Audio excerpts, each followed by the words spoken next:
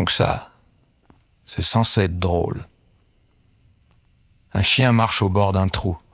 Il regarde ailleurs. Il ne voit pas le vide. Mais quelqu'un le voit, la personne qui filme. La caméra est déjà prête, le cadre est déjà posé, parce qu'au fond, on sait très bien ce qui va se passer. Alors on attend. On attend la seconde où ça glisse, la seconde où ça bascule, la seconde où ça tombe. Et quand ça arrive, on garde le téléphone bien droit.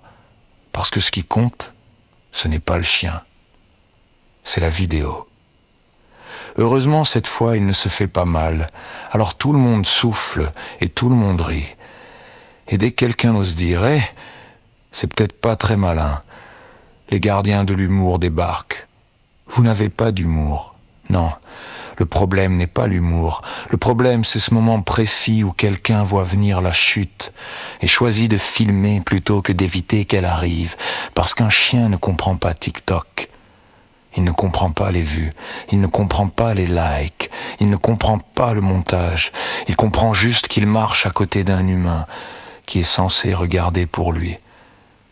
Et ce jour-là, cet humain regardait son écran. Ce qui est fascinant, ce n'est pas la chute. Les chiens tombent, les humains tombent. Ce qui est fascinant, c'est la mécanique autour. Le téléphone sort, la chute arrive, la vidéo tourne, les gens rient, et la vigilance disparaît quelque part entre enregistrer et publier. C'est ça le vrai gag moderne. Un animal qui fait confiance et une époque où l'on préfère capturer le moment plutôt que protéger ce qui dépend de nous. Alors oui, cette fois le chien va bien. Mais quand quelqu'un voit le danger arriver et choisit de cadrer plutôt que prévenir, la vraie question n'est pas « est-ce que le chien s'est fait mal ?» La vraie question c'est « à quel moment on a décidé que le spectacle passait avant la responsabilité de son compagnon ?»